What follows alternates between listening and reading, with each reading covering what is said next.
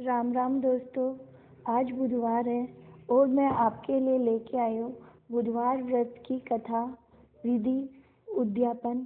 किस तरह से इस व्रत का हम संकल्प लें, किस तरह हम स्नान करके पूजा स्थल पर जाएं, गणेश स्थापना किस प्रकार करें, गणेश जी की पूजा किस तरह करें, गणेश मंत्र का जाप किस प्रकार करें और किस प्रकार कथा सुने।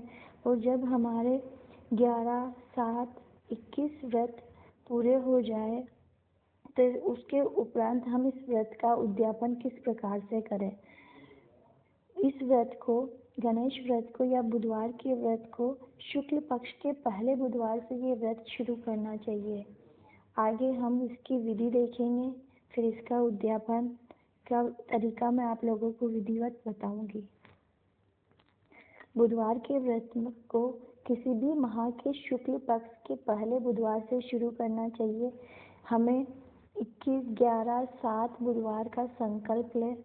सुबह प्रातःकाल उठकर बुधवार के दिन अच्छे से स्नान करके स्वच्छ कपड़े पहन लें। घर के ईशान कोण उत्तर पूर्व दिशा में पूजा के लिए चौकी स्थापित करें। इसे गंगा जल से शुद्ध करें।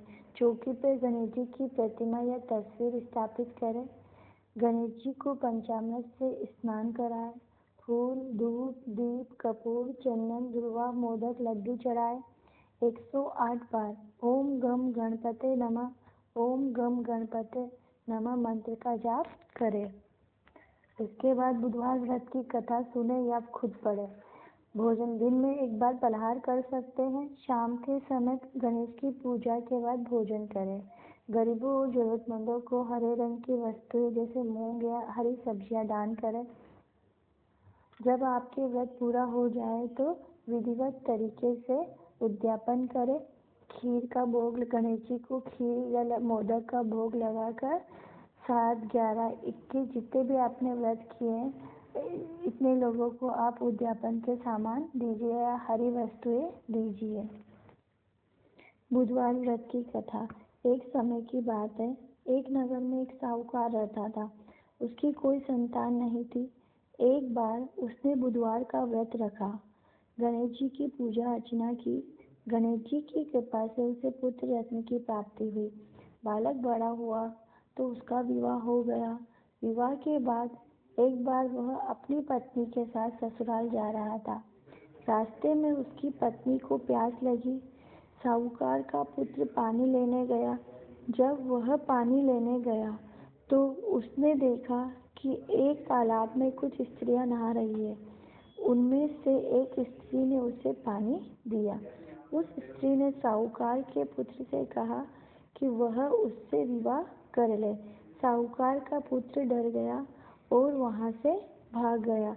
वो स्त्री क्रोधित हो गई। उसने साहूकार के पुत्र को श्राप दिया कि वह राक्षस बन जाए। जब साहूकार का पुत्र घर लौटा तो वो राक्षस बन चुका था। उसकी पत्नी डर गई और उसे छोड़कर चली गई। साहूकार का पुत्र बहुत दुखी हुआ। वो जंगल में चला गया। उसने गणेश जी की आराधना शुरू कर दी। गणेश जी उसकी आराधना से प्रसन्न हुए।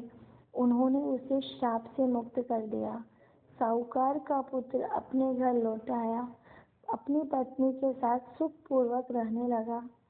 और इस व्रत की अन्य महत्वपूर्ण बातें जिन्हें आप विधिवत पूर्ण कीजिए। बुधवार के व्रत में मूंग दाल का हलवा, दही या हरी सब्जियों का सेवन करना चाहिए।